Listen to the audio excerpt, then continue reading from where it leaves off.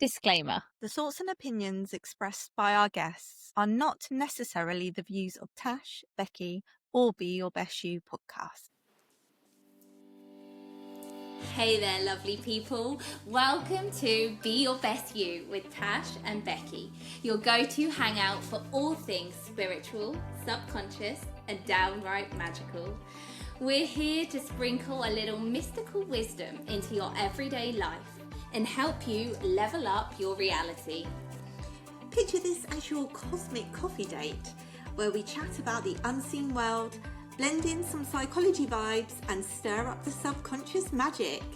Get ready to be the queen of your own reality, live a life that lights you up, and have a blast doing it. So grab your latte or your tea and let's dive into another episode of Be Your Best You, where the mystical meets the mundane and your best life awaits.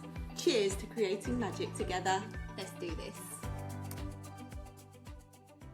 Hi, welcome back to another episode of Be Your Best You with Tash. And Becky, the guest edition. And today we're talking to Chelsea Bratches. Chelsea is a somatic channeler, an energy worker, and a verbal trance channel. Channeler. Yes. It's a mouthful. It is.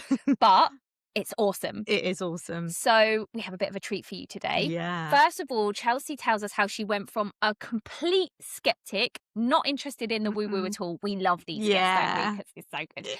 To becoming a verbal trance channel or channeler who brings through ascended masters, including Jesus.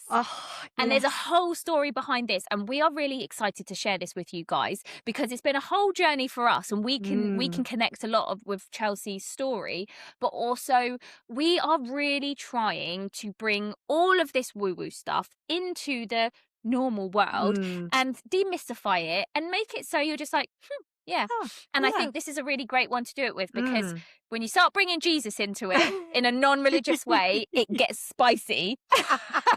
Spicy and we is the like word. spicy because we're trying to open people's minds and it's fun. And when you do this, when we did it, it opened our world in a whole new way. We have our own story with Jesus or Yeshua. Which we will share a little bit about in this one. Stay tuned for that. But we have a special treat because Chelsea actually, we're so grateful to her, did some live channeling specifically for you guys listening. So stay to the end to listen to that. We'll say no more. Say no more. But we would really love to know what you think about it as well. Yes. So we hope you enjoy this, guys. And guys, please, can we ask that you like and subscribe, and even more betterer, could you leave a review for us, please? Because it really helps get us out there and everybody hearing what we've got to share and open everybody up to all that great stuff. Yeah, thank you so much. We do appreciate it, guys. Thanks. Enjoy the show. Bye. Okay, so if you're the kind of woman who's doing all the healing work, all the mindset work, all the manifesting, but you still feel stuck, it's not because you're broken. It's because your nervous system and your subconscious doesn't feel safe to slow down. So we made you a free 12-minute audio experience called Return to Self, the Subconscious Reset, to turn down the noise and bring you back to your center. Grab it free in the show notes.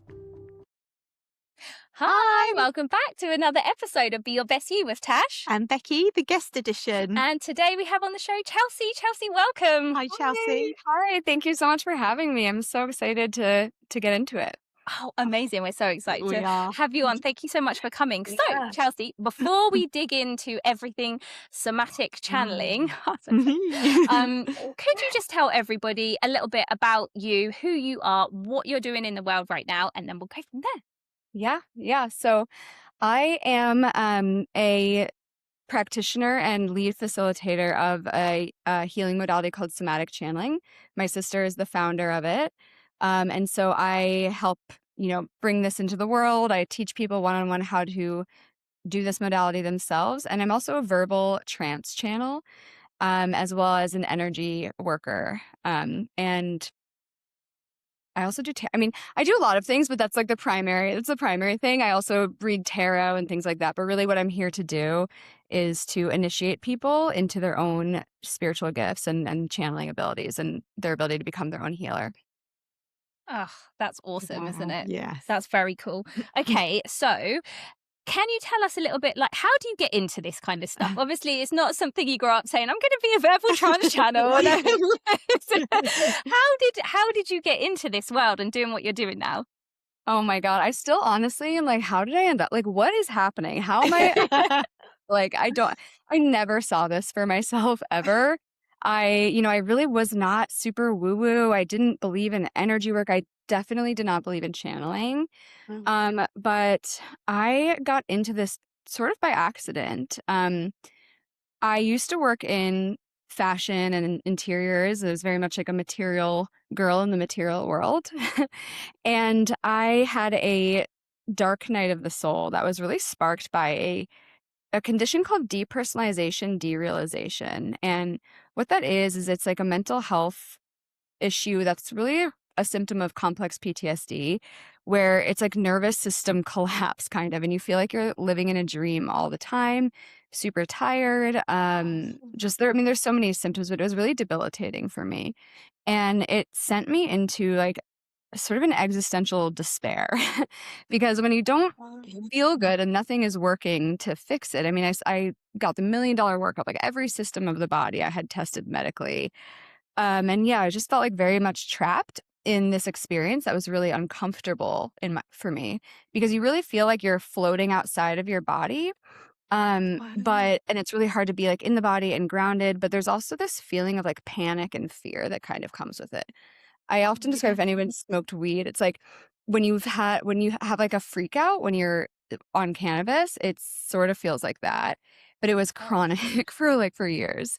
And it affected my ability to work and like I mean it was awful.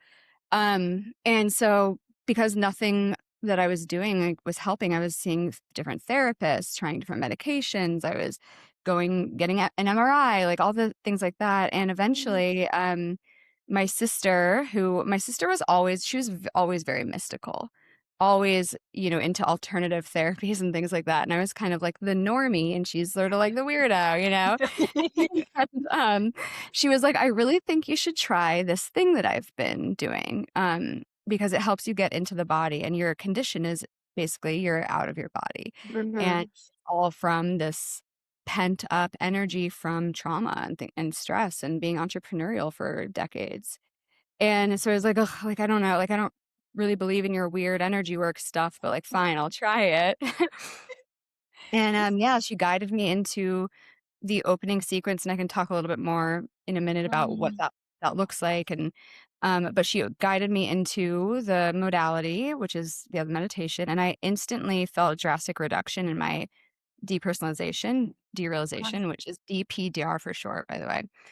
It was like if a 10 was I'm like bedridden, the blinds are drawn, I feel like I'm trapped. It brought me from that level to like a 1 where it's there, but it's hardly noticeable. And so I just kept doing that practice regularly because it became one of my primary tools to help me with that condition. And over time, it just, things started to get wild.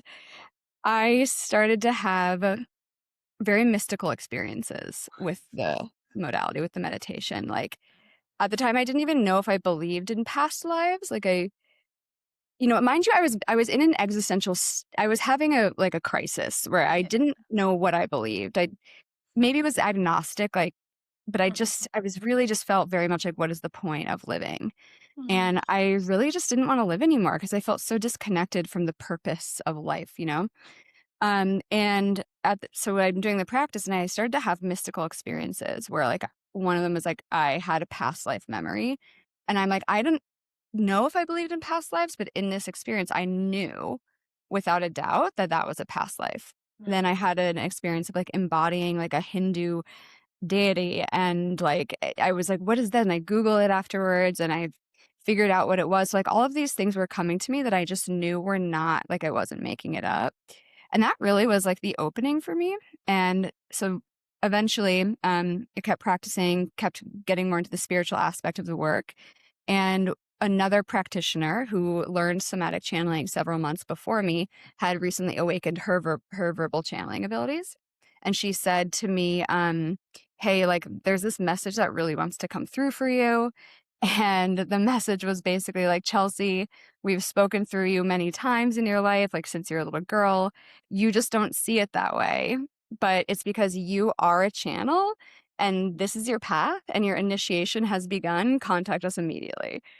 And I was like, oh God, like, I know, like, I don't know. I'm like, and I've resisted it because I did not want to be a spiritual weirdo. Like I just wanted to be like a normal girl in a normal life. Like so I don't know. I had like this whole identity crisis around that too. But yeah, it's been a wild and magical journey, and I wouldn't change it for the world now.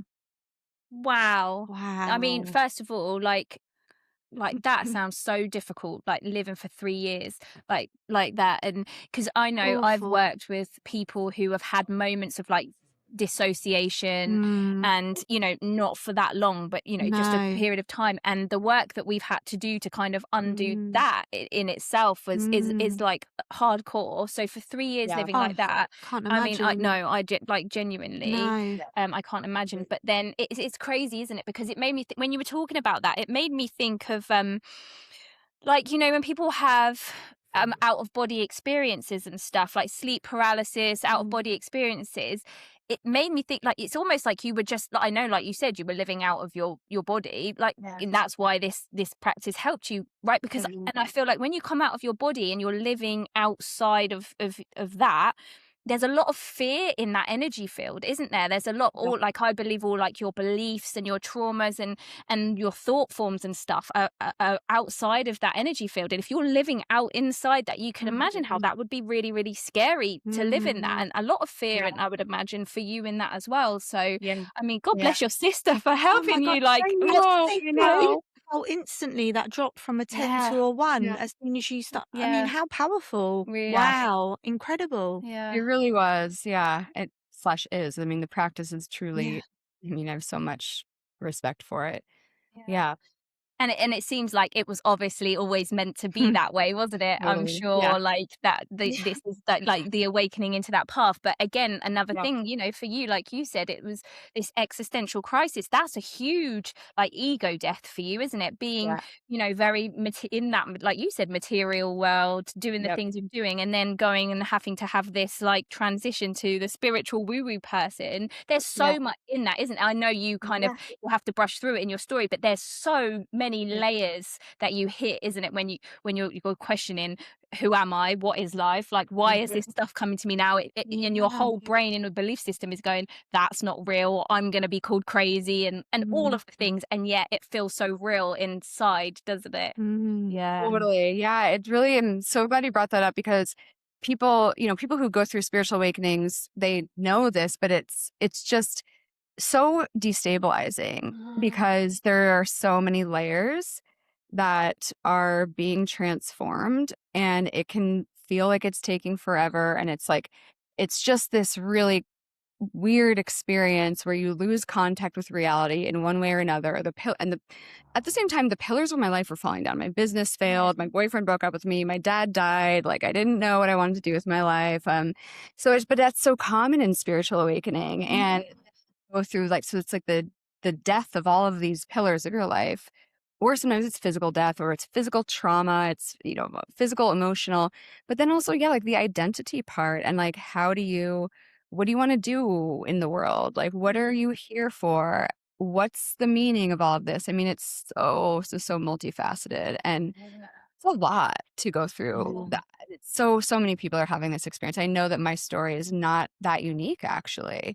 We're just at that time where so many people are awakening, and often the path is really, something cracks you open.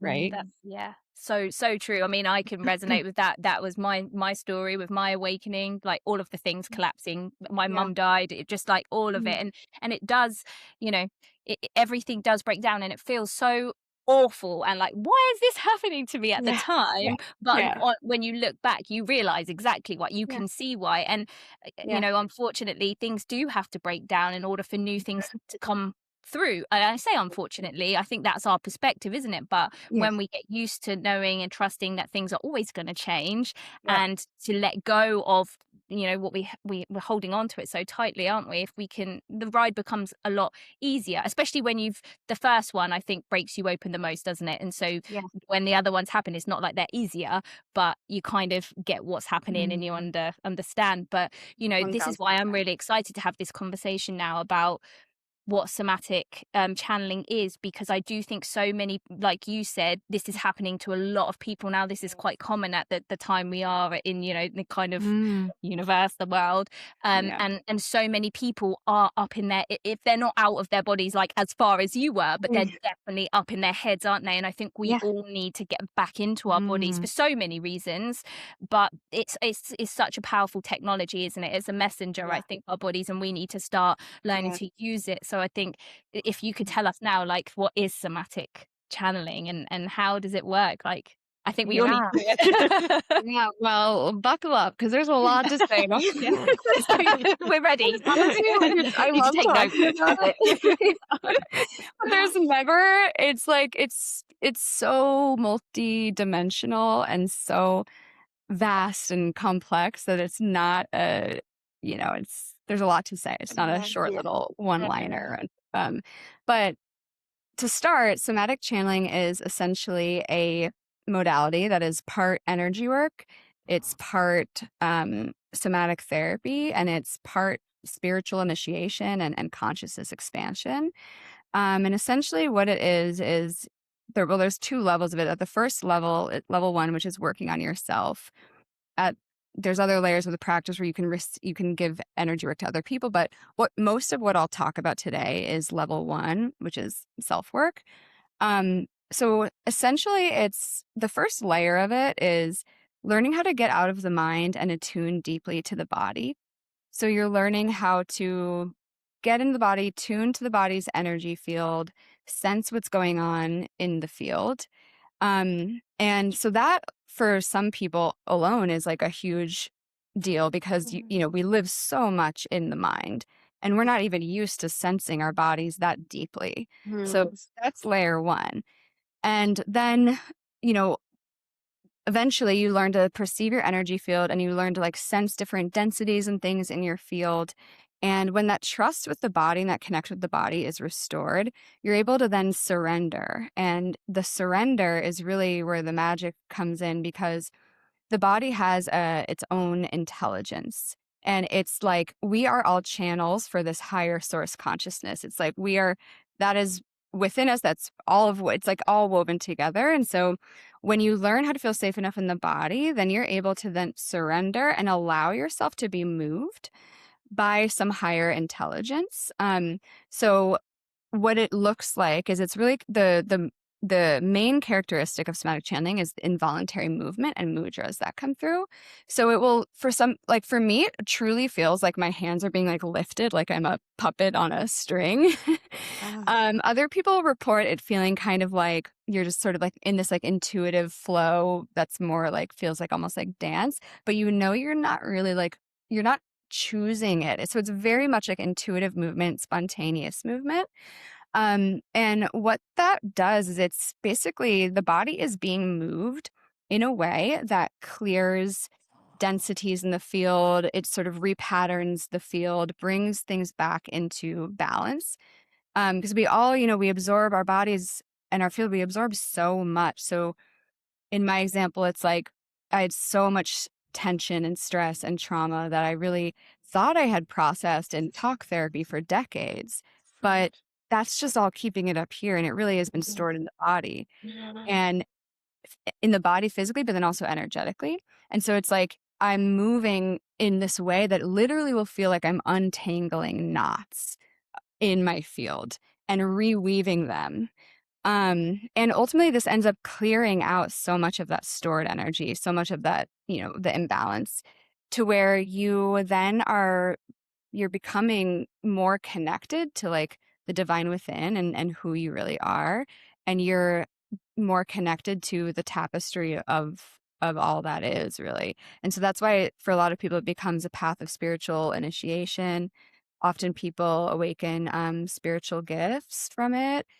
And it really honestly is like there's a lot of similarities also to like plant medicines because of the way that if any listeners have done plant medicines, it kind of opens you up to this really beautiful healing intelligence, this larger tapestry of existence. And somatic channeling does the same thing in a very, very similar way. So yeah, it's really layered, and yeah, I mean, there's so much that I can say, but for a lot of people, it's like the first layer is really just the somatic therapy part. And like often part of the involuntary movement can be like tremoring or emotional release. And it builds on itself and then becomes really like you're tapping into different gifts and access to a higher consciousness. Wow. So when you like, if someone was first starting out, say if we just, Mm. if we were kind of just starting out, is there certain things that you, because I get like there's a part of surrendering here, isn't there, with like allowing the flow to come through. So do you teach people to do certain, like you said, you use mudras and stuff, do you teach people certain sequences to get them going, or is it literally from the get-go you just let it flow through your body? Yeah, that's a really good question. So what we teach is it's like a guided meditation that brings you out of the mind and into the body first and foremost. And then so my sister, this all came to be because my sister actually received this. She like channeled this while on psychedelics and spent so many years really kind of trying to understand what it was, how to access it without plant medicines, and has since turned it into like a very robust modality with stages of development and really common mudras and ways of experiencing it. But ultimately, so she received this work, and eventually over time in meditation was able to understand that there is a sequence of movements that for some reason like has proven to awaken this ability in people with practice. So we teach them first like some somatic practice going into the body, and then we guide them through this particular opening sequence that starts with one specific mudra, and then we guide them through that, and eventually they're off and running with their involuntary movement. Right, yeah, that's awesome. Wow.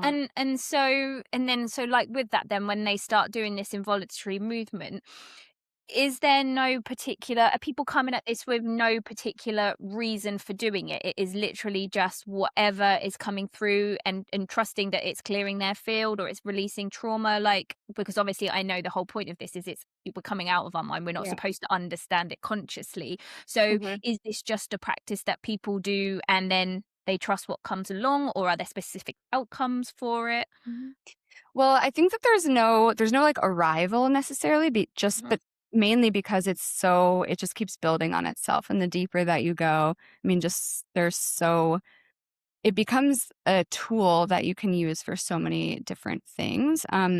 But so, yeah, I mean, it's really important with the practice to not over intellectualize what's happening, because ultimately it's about trusting, this higher intelligence, trusting the body, surrendering. So we try to discourage like over intellectualizing, but at the same time we're humans, and a lot of us, especially a lot of my clients that I work with are thinkers.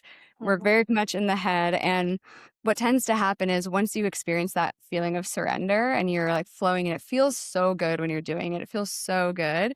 But when the mind, the ego, is steps to the side and you're truly just like allowing things to move, the second you drop out of it, the mind like comes back and is like, no, I'm shutting this down. Like it wants to regain control so quickly afterwards, which often people are like, did I make that up? It felt really real. And I'm like, no, you didn't make it up. It was, but yeah, but often though, like, what we try to do is we try to guide people into their own intuition once that mind comes back online, because often when you're experiencing things, you have this like knowing of like why you're making a certain movement, but other times we don't need to know always, but there are definitely very common things that occur time and time again with people. And so we also try to teach people about the different chakras and the layers of the field to help bring some understanding to what is occurring, because with some intellectual understanding, you can really bring a lot of intention to the practice and use it as the sort of co-creative experience. And a lot of people, who have awakened, a lot of people in the world have awakened to somatic channeling, like on their own through plant medicine journeys, and they're flowing and surrendering, and that's awesome. And that's like layer one. But people, I think, don't realize that if you do bring a little bit of the mind and the will into the practice and intention, it can become a much more expanded and robust modality. So it's a mix of both. Ultimately, it's about surrender, but I think for some people it can be really helpful to bring the mind, and we have identified like definitely stages, and there is a whole framework around it. But ultimately the goal is surrender and trust. And so you said that there was like a few things that you like, common things that you had noticed that people get from it. What kind of thing, what are they? Because I get that, because that's where the mind comes in, isn't it? Because when you're watching and teaching a lot of people, you start noticing patterns, that don't you? Like that's the thing. And I think that's how it's helpful. So what's the things that you've noticed that come from it? Yeah, well, there's a couple different things. When I said there's things that we notice with people, I was referring to certain movements and mudras and sound and or just different mystical experiences that people have. There's a lot of like common patterns and themes. So that's the first step. I mean, it could be things like I don't know, like weird. Some people have experiences of very like deep vocal toning, and it all kind of sounds the same, and it feels very like sacred and indigenous. Like or some people do this one movement that is very unique and specific, and they're like, oh, you do that too? Oh, weird. So there's things like that within the practice itself. But then in terms of the results, let's say, I mean, gosh, there's so many things. I think the most zoomed out common experience is that the practice tends to really like orient you into alignment and what it is that you're here to do. So many people, this practice transforms their lives like it did mine. I mean, things will sometimes fall away because you're clearing so much and you're reorganizing your field to where you're feel that you're vibrating in a different way. And so it's not in alignment anymore with this like new frequency, they tend to fall away. And then experiences that are in alignment with this new energy are magnetized to you.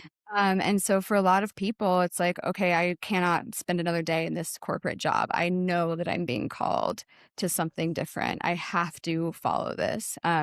Maybe a relationship isn't aligned anymore. Anyway, the zoom out is a lot of common experiences. It orients people into their truth, into deeper knowing.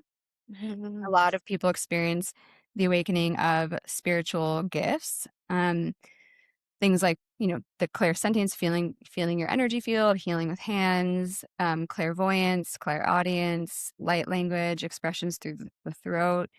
And it's also, an incredible tool for healing trauma. A lot of people, I came to this through trauma and grief, and a lot of people arrive at this work from that angle, which makes sense. Somatic therapy is very aligned with, people who are trauma survivors. So that is a huge benefit as well. There's a lot. There's so much that I could go into. How deep are we going here? Should I go at like aliens? Like should I talk, like there's they're very comfortable with that. our listeners. So have you had that as well? Like people channeling like extraterrestrial? Yeah. I channel them too. Yeah.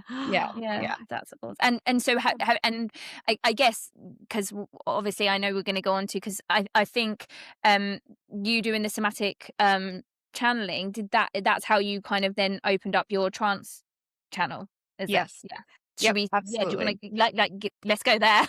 Yeah, definitely. So I think everybody has different spiritual gifts that are hiding beneath the surface, waiting to be expressed, and somatic channeling tends to awaken those in people. And I want to just say that, like, the stages of development of somatic channeling, they're not necessarily linear. And some people come to this work and they're like already verbal channeling, or they start, awakening different spiritual gifts very early on. But ultimately, the goal of somatic channeling, if there was one, I suppose, would be to bring balance to the system. And so sometimes somebody can be really expanded in these upper chakras and have these, clairvoyance or whatever.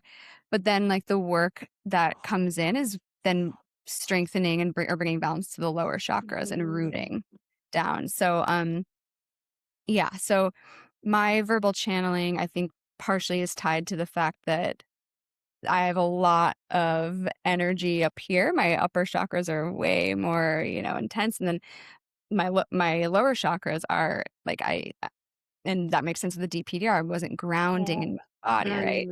So, the verbal channeling, I think, started to come online when I had started to be able to feel balanced in my body, because the work started to bring more grounding into my life. So it's strengthening the root so that I view it almost like a tree. It's like if you're going to be, if the branches of the tree are going to be so vast and wide, the roots need to be also really deep and wide. Yeah. Right. So I think that that's sort of part of why the verbal channeling was able to come online for me. But yeah, so when I first, when the other somatic channeling practitioner said that she has a message for me and they said I'm a channel, I was like resistant, but of course my curiosity was like, well, I don't know, maybe I'll try, And I tried.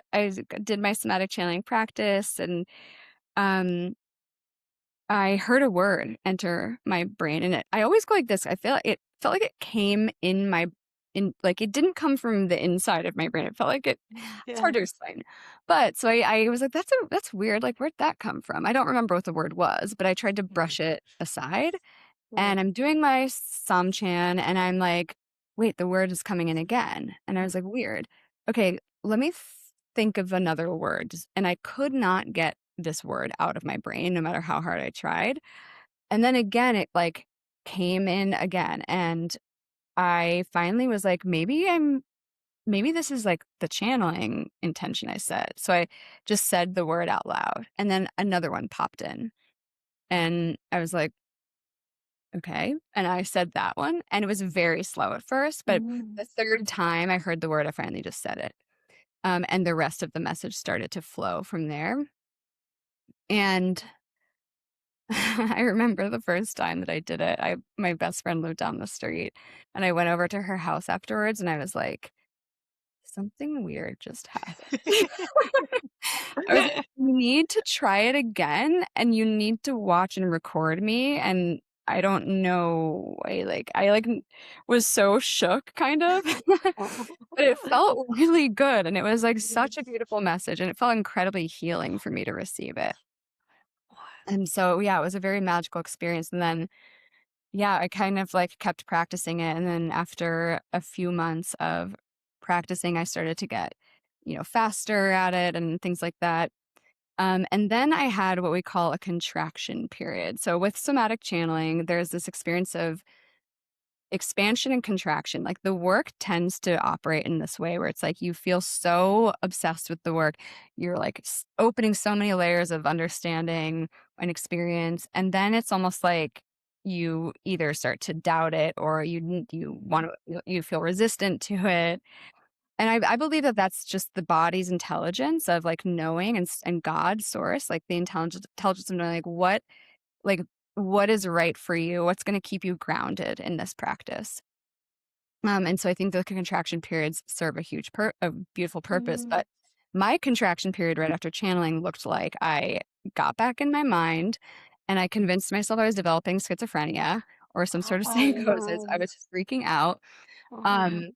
Yeah, because I have like a bit of mental illness history in my family. So I was really worried. And I was just like, oh my gosh, is this what it looks like when somebody first starts to develop schizophrenia?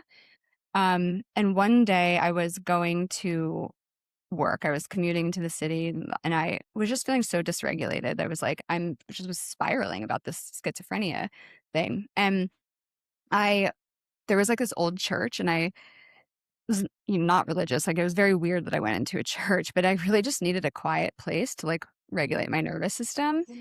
And I'm sitting in the pew trying to like breathe and get into my body, and I pick up the Bible, and I was like, great, oh my God, like this is schizophrenia. I used to have to like be in somatic channeling to like hear things, and now I'm like hearing them just regular. This is like good.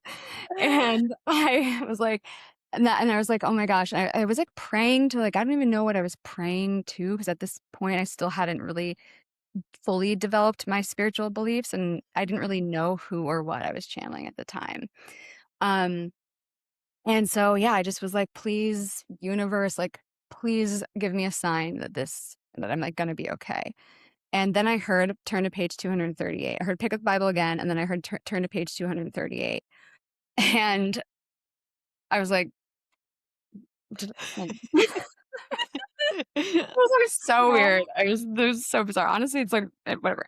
But so I opened the page, and it's a story in the Bible of one of the prophets of the Bible being called by God for the first time.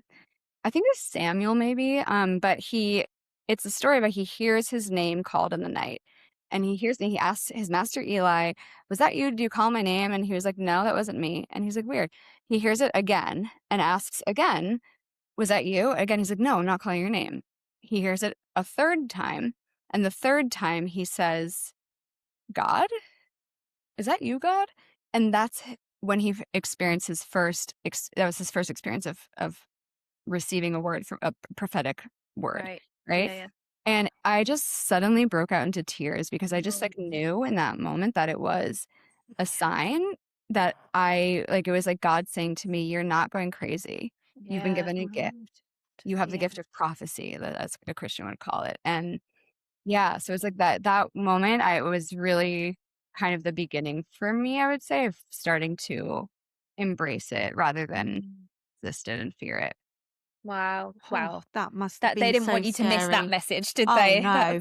That's awesome. Yeah. Because it was Yeah, the and exact same way it happened for me. Like, I heard the word 3 times, and on the third time, I just, yeah, like, right? said the word. Yeah. Yeah. Amazing. I love What that. I radiation? love that so much. Oh my gosh. So I have a question. This is just like my Yeah. curious mind. But like when you hear the words, because I feel like a lot of people will be asking this kind of question. When you're hearing the message, you're hearing that. Is it in your voice? Does it sound like it's your mind? You know, when we self-talk, does it sound like your voice? Does it feel like it's does it come through as in a different sounding voice? Or do you know what I mean? Like, how do you, I know everyone experiences this differently as a channel, but like, how do you experience it?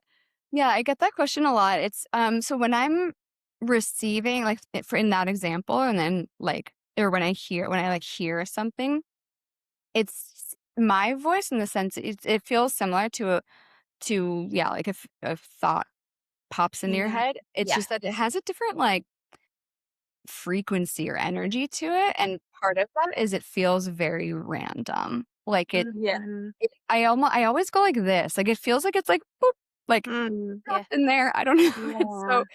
So yeah, that is one way but I don't hear a different voice. But when I'm verbal channeling, there's different voices that come out that are helpful in me understanding which entity is speaking.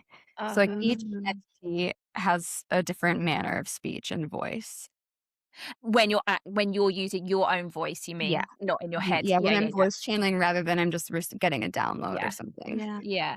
Because I think it's really important to have these conversations, because I think a lot of the time, like, you know, I believe that we're all channels as well, and we're all channeling in some way we don't realize. And I think because a lot of people tend to think when, you know, psychics or channelers or whatever are saying, and I hear a voice, I think oftentimes they just think they're hearing a very distinct voice. you know, like, and so often it does come from, Yeah. it sounds like our voice, Yeah. it sounds like our thoughts, and so people will miss it Yeah. and they don't trust it. But I know that was a huge part of my journey of like understanding that I'm receiving Yeah. messages and information. It's deciphering, okay, that is sounds like my voice, it is my voice, but it feels different. Like you said, the frequency is different, isn't it? Yeah. And it's just, you Totally. have to really pay attention to Yeah. that. But trust as well is a huge thing. Absolutely. And that's why the body is such a critical element in channeling, because with the more that you go into the body, and this is why somatic channeling, I think, awakens these gifts in people and really helps with discernment. And like,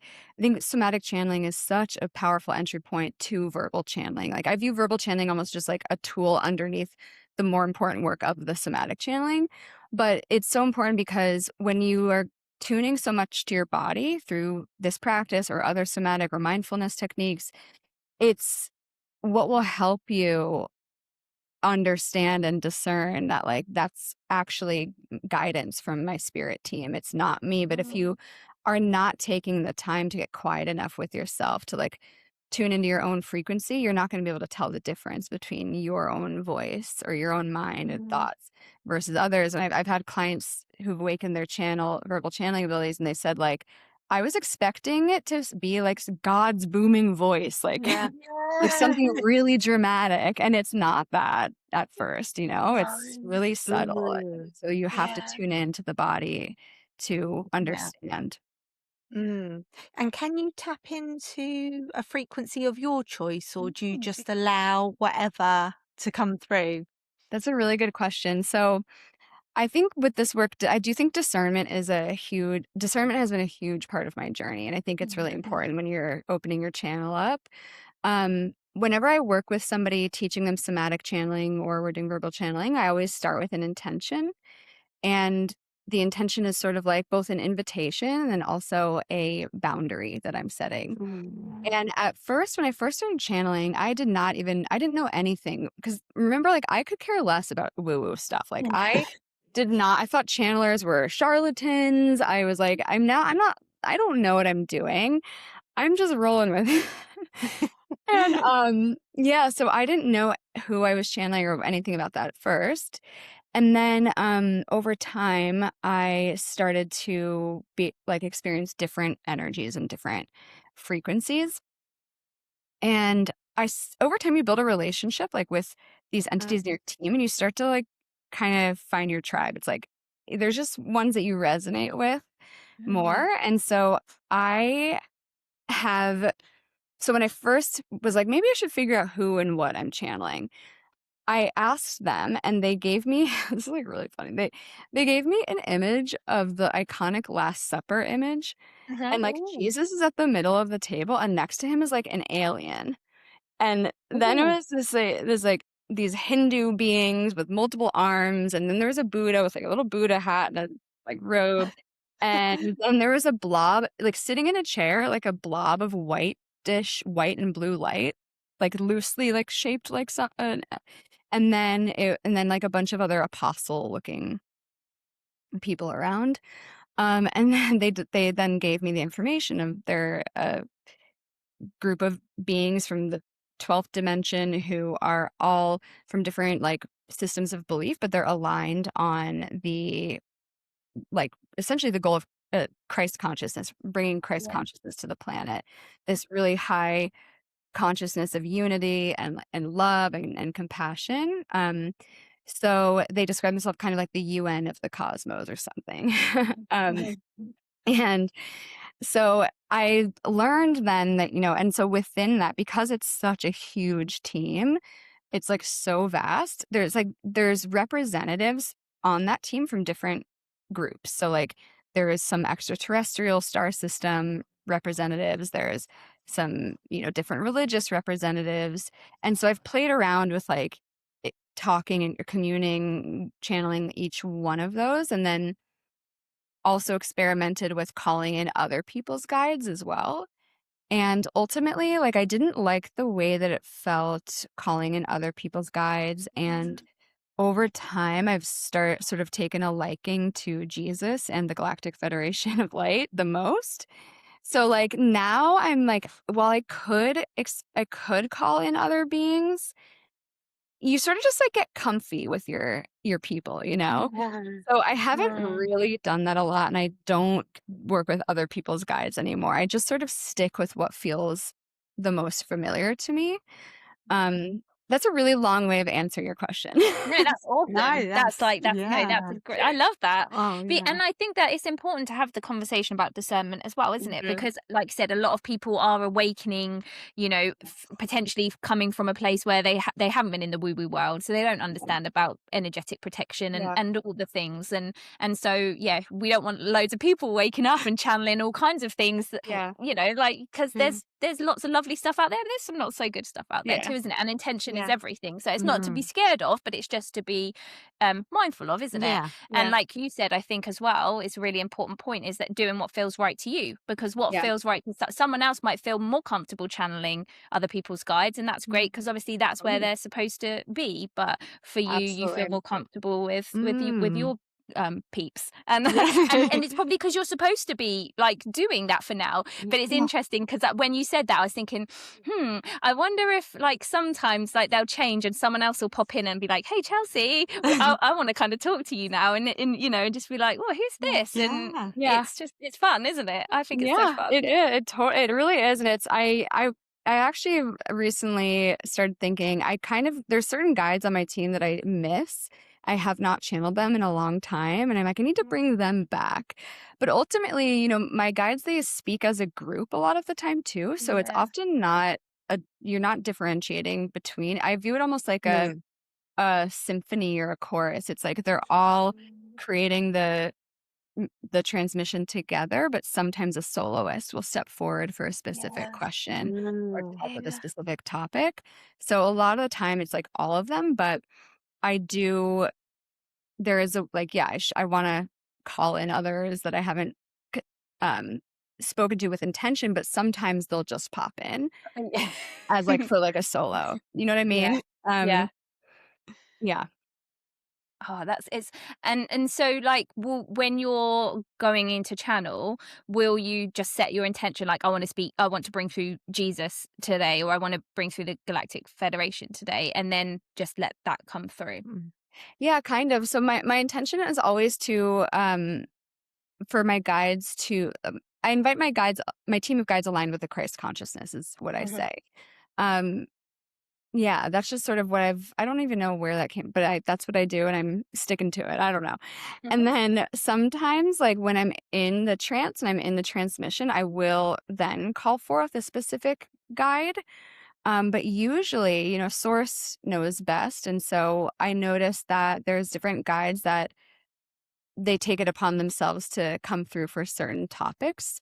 So usually like if there is like a soloist, let's say, I often don't have to necessarily call them in unless I really want to, because they will probably step forward on their own accord anyway, because that's like sort of what their specialty is. So like for example, like the Arcturians and like the more alien extraterrestrial beings are come through often to talk about like somatic channeling or the body like as technology.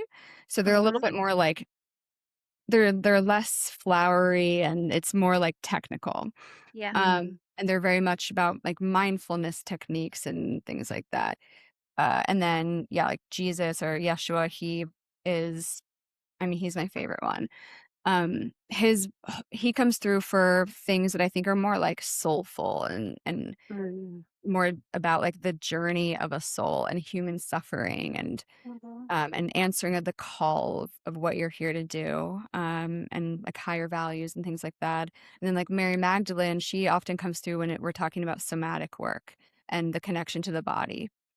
And then like Mary of Nazareth always is she's always talking about, she always comes through for moms and like motherhood, or if there's an analogy that they want to use, like if they want to teach something to answer the question, but they're using motherhood as like an analogy for it, she'll come through. So yeah. I think that everybody has the ability to contact these guides. And I think that it's possible that our guides like shift throughout our life. I don't know. Like I may not always have all of these guides. And I think that over time you just develop this relationship where certain beings you get closer and closer with that one. And I've heard of other channels where they start channeling a ton at first, and then later in their career, they're only working with one individual entity. Yeah, I've really seen yeah. Yeah, and that makes sense. So how I'm assuming you use your channeling when you work with clients. How do you use the verbal channel now? Because it's awesome, like you can bring through messages but how do you use it? Yeah, so there's a few things that I do. So first I offer one-on-one verbal channeling sessions with people. And so that's one way. I also just recently started a monthly gathering called the Jesus Transmissions. So it's a live group verbal channeling event where I really just wanted to give people a new way to engage with the teachings and energy of Jesus without religion and dogma. So there's that, so the group channeling, and I plan to do more group channeling events in the future too. That's really what I'm working towards. And then when I'm teaching somebody somatic channeling or I'm giving energy work, I'm channeling in those a little bit. So when I'm giving someone energy work, it's very common. In fact, it happens pretty much every time that a message will come through for them that's tied to the work that we're doing. So like maybe I locate a density and then the message starts flowing about that density. And it's, the words can be really, really healing. But I also think it's just the vibration of the words that can also move the density or like clear things. So that's very common. And then when I'm teaching someone somatic channeling, I typically enter a light trance. And I'm guiding them through the opening sequence that my sister created. But I'm receiving information from my guides about how to tailor the practice to them. And sometimes, not always, but sometimes that includes words, like a message saying like, you're safe or something. Like I just like affirmations, things like that. But yeah, but I'm sort of channeling the guidance, and it's very common for me to be teaching somebody the practice, and I'm being guided to tell you to move your hand to this specific location and ask your body what it's holding, or I'm being guided to tell you that like X, Y, and Z, I don't know, whatever it is. So yeah, there's so many ways that it comes through, but the trance channeling is the most intense energetically for me. And it's I don't do that as often as the other forms of lighter channeling. How do you feel after you've done the channel? Do you feel good afterwards, or does it drain you? Or So it's kind of so the trance channeling, it's weird. It's like at first I feel very good. I'm like buzzing with electricity. And then I feel so drained. And I'm still, because it's all fairly new for me in the grand scheme of things. So I'm still figuring out how to care for my body as a channel. We're in my current phase where I'm at right now. I'm like, I am so connected to my body, but then in terms of, I just get very drained, very fatigued after can doing that. imagine. So yeah, that's a journey for me right now. It's like figuring out how can I build more stamina for this? Because often if I do a long transmission, like the Jesus transmissions, for example, I'm for an hour. And that's like, I feel like I got electrocuted after that. I like, It's a lot. sometimes I fall asleep like an hour later. And I'm just like, it doesn't matter what time it is, I'm just like asleep. Um, but like, I'm honored to do that and honored to offer the work, but I am just learning that like I have limits to how much I can, and also how can I strengthen my body to be able to hold the frequency without it draining me so much. So yeah. I've heard that a lot with when I listen to people who have obviously been channeling for a lot of years, it's like they all say the same thing. It's like that it fries your nervous system basically at first, and you have to kind of train your nervous system, like you said, to be able to hold that excess energy, that higher frequency. And it makes sense, doesn't it? And I hear the same story like just yours. They would say at first I'd be absolutely drained and I wouldn't be able to do it for too long, but the more you learn to hold that energy, that the longer you'll be able to do it. But it's yeah, Totally. it's like no small feat, is it? Yeah, and this is like this is reminding me, I think what would be supportive, I should make a practice of this, is doing it more often. I've tended to be I'm a manifestor in human design, and the strategy is like short bursts of intensity and then Yeah. like rest and retreat. And I tend to Yeah. operate that way. But my Mm. guides did tell me, I totally forgot until you reminded me, that they said that if you do it shorter bursts, like every day, you'll build the Mm. stamina for it. But right now I'm kind of like, I don't channel for, very often. And I like just started doing verbal channeling offerings one-on-one with people. Mhm. So that's new for me. So I have not yet built that stamina because I'm used to Mm. doing it in these short bursts where I don't do it for a week or two and then Mhm. doing it for an hour and frying my circuit. Yeah, that's a lot. That is Yeah. a lot for anyone's standards, Ooh. isn't it? Yeah. I'm like, I need to, oh, I have to do It's my like you're going to the That's gym and not you're very trying to do good. pull-ups like straight away Yeah. rather than just like building your muscles slowly. Yeah. You crazy Yeah. girl. Yeah.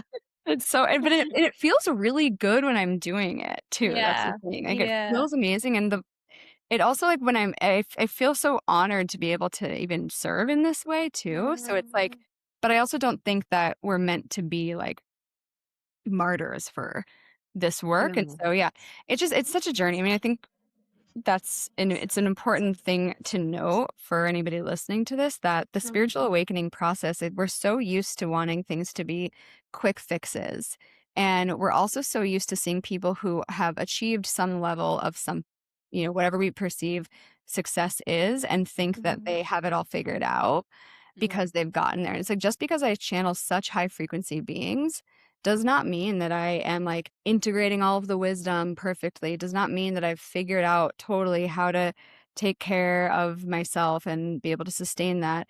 And it also, I think, is a good reminder that it's such a layered journey, a process. It's like stage 1 was my DPDR, stage 2 is somatic channeling, then my spiritual awakening, then my verbal channeling. Well, now the next phase is like, how do I offer this in a way that I can sustain it in my physical body? How do I care for my body? So I just think it's important to know there's so many stages of the journey. I think we have a tendency to like put people on a pedestal because they're doing something like this, or to assume that they are perfect examples of spiritual beings embodied, or to assume that once they learn somatic channeling, all of their problems are going to be solved. And it's just not the reality. Mm. Yeah, thank you for No. saying that, because I think that's important, because there's a lot of people who are coming out now, which is awesome, who are, saying they're channeling and they're doing this and that. And I think, again, even as like people who are just coming into the spiritual world, there's a tendency to put these people, like you said, on a pedestal. And I think, again, it's about discernment and trusting. It's like the feeling that you feel. So, and the reason I'm saying this is because it just popped into my mind when I first found you, and I came across one of your Yeshua transmissions. I was just like I just felt it. Like Mm. I felt that's what made me then finally go, right, that's it. We need Tassie on the show. I felt the energy, but the words are beautiful. Obviously, they are like, they are. But it was the frequency underneath Mm. that, and so for me, I'm like, that feels good. That feels right. I want to hear more of it. And lots of people channel Yeshua, and that's great. But I think it's also about just trusting how it makes you feel. You don't have to. Again, it's like channeling is less about the words, I think, and more about the frequency that it carries. Absolutely. Yeah, and I think that's a really important thing as someone who's listening to it, is to trust that, and to go with that, and just let it be that, because it was just beautiful. Yeah, thank you. Yeah, and I'm so glad that it's so nice to receive that feedback, and because I do believe that, like, yeah, it's the frequency that we're feeling, and I think it's amazing to hear that, because it's like shows that people are using their discernment with it, and they're like really truly feeling the truth in the body. And I think when we hear truth, we feel it lands in the body. And there isn't that much confusion when you get a felt experience. But I mean, that's to say, I think that there's going to be truths that resonate with one person and not another. And I think in a way we're vibrating in different ways. And like, like there's channels out there that I don't resonate with their work. It doesn't mean it's not true, or it doesn't mean it's bad. It's just maybe we're not from the same star system. I don't know what it is, but I think it's amazing when people are able to sense that resonance, like in that really felt way. And it's been amazing to connect with so many people who are aligning and feeling aligned with the work. It feels so fulfilling to serve in that way. Yeah, it's And amazing. you're so brave Yeah. to come from where what a journey, and to be putting yourself out there like that. So Yeah, it's brave. like you're putting yourself out there for when you're saying you're channeling Jesus, you're gonna get a lot of people that get triggered by that, right? Because of religion. Like I was never religious at all, and it's funny because we joke about this because I was like not religious, not that way inclined at all. And then I remember when I said to Bex, I was like, Bex, I don't know what's going on, but I'm feeling very pulled to Yeshua, and I don't. It feels really weird. And I knew it was coming. Yeah. I knew it was coming. But it's not like the Jesus from the Bible. It's Totally. Yeshua. Very It's different. very, very different. And that like Totally. just felt like truth to me, that feed the frequency that I got, or if I was connecting myself, or if I was hearing someone else channeling through, or stuff in past life stuff that I experienced. It was I was just feeling very pulled to it. And I think that going back to what we were saying, it's brave because I think more and more people are feeling pulled to Yeshua rather than Jesus. But you're gonna hit some sticky things, aren't you, when you're saying that?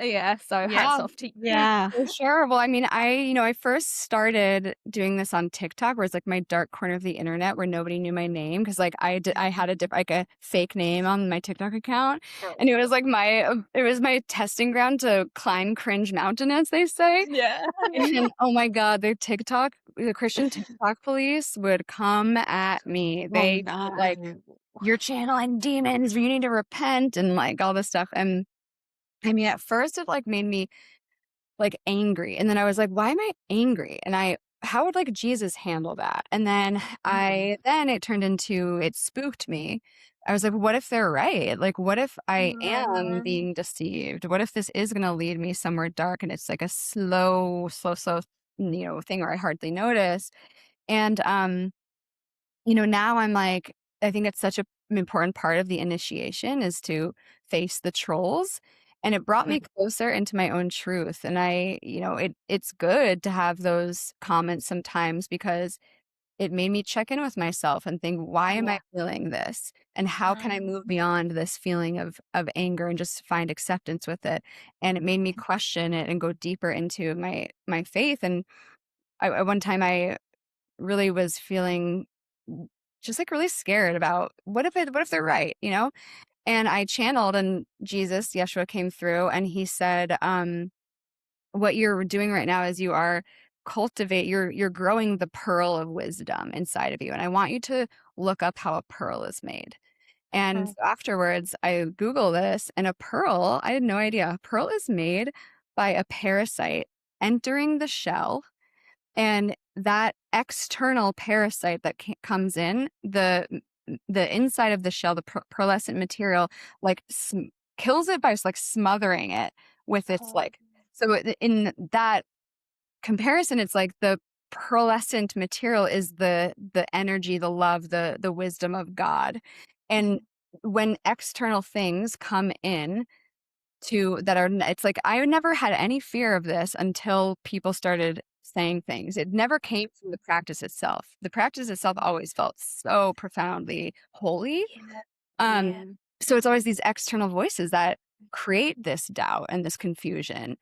But it's like through that my pearl, my inner truth, my inner knowing, and that connection to the divine within, that's how it's being formed at times, is by these external voices coming in and making us question what our truth is. I love that. And that's just a great metaphor for everything, not just like you questioning yourself with channeling, and that's just everything, isn't it? I mean, it's like the biggest lesson, one of the biggest lessons I think we're all here to learn right now, isn't it? Trusting yourself and wisdom within you rather than externalizing it all. That's really, that's awesome. Totally. So all that being said then, Chelsea, would you mind doing a little bit of channeling for us? Yeah, sure. Yes. Yeah, I'd be happy to. I will warn you / the audience that when I'm getting into the trance, the channel, it can be very weird. There may be sounds that come out. My face may be stretched into weird faces.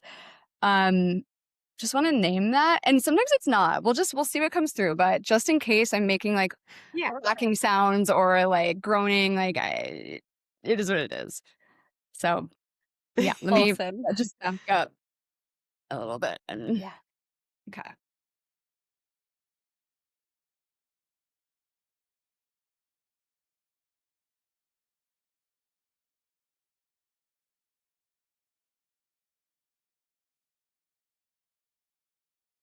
At this time, I open my body to be a conduit for divine transmission. I invite my team of guides aligned with the Christ consciousness to deliver a message for the collective that will find this. Please make the message 2 minutes or less. I trust that you will deliver exactly what this collective needs to hear at this time. Thank you.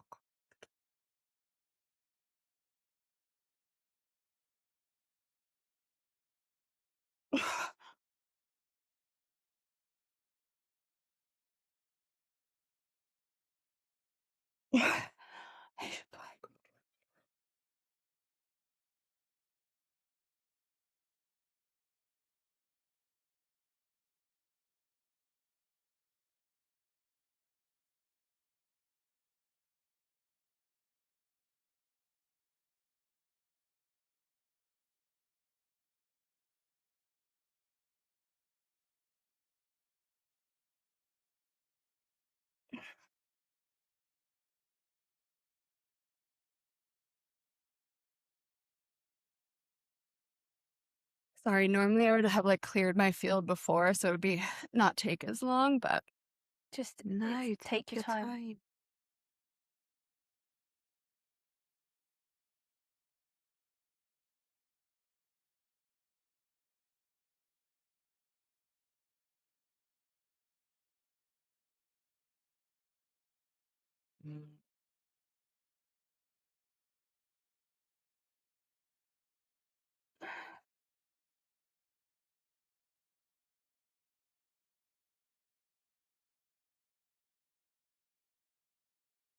my dearest children of the light, I see for those who are finding this message that at times you have grown weary on your path of awakening and journeying closer to the light within. And if you're finding this message, I honor you, my dear children, for answering the call and following your curiosity to guide yourself deeper into communion with all that is holy and all that is aligned with who you are. Please trust that if you are here, if you've arrived at this point, it is because you have a mission, a beautiful mission of holding the highest frequency of Christ, the highest frequency of God. And you are here to embody that. You are here to shine that through your energy, through your choices, through your thoughts, through your actions. You must trust that you are always being supported by spirit. Your team is always communing with you. It is simply a matter of dropping into the body and attuning to the truth of this so that you can deepen your trust, you can deepen your faith, and you can deepen your connection to all that it is that you seek, you see?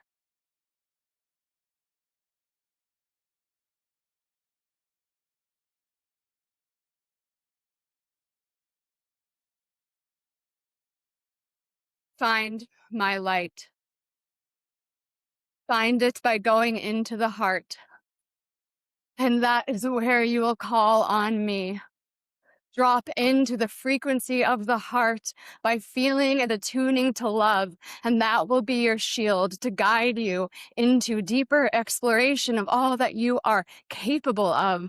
My children, know that it is through the heart that all is available to you. All that you seek on a human level and all that you know on a soul level can be found through attuning to love. And that is what you are here to remember. That is what you are remembering at this moment in time. Trust it. trust the messages that you receive from spirit, because, dear children, they are guiding you towards the gates of heaven on earth. And this is what I was here to teach you, that attunement to love, attunement to the body, attunement to the heart is the path forward through the pearly gates.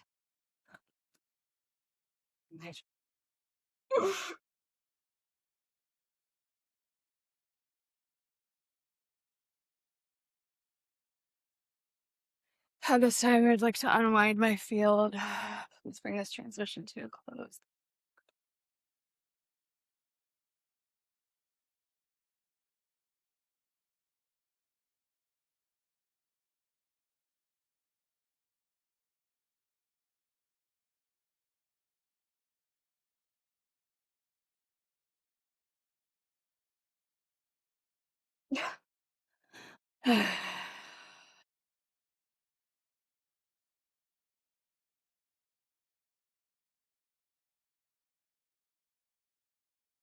At this time, my vessel is now closed for divine transmission. Please return me to the room. Help me ground back into this moment. And thank you for being with us today.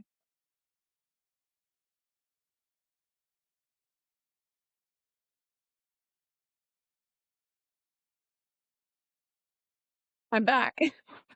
Amazing. Thank you, Thank Chelsea. That was so you. kind of you to do that. Oh. And like, I just think it's such a, it's just, sorry, I feel like so, I'm just, I know.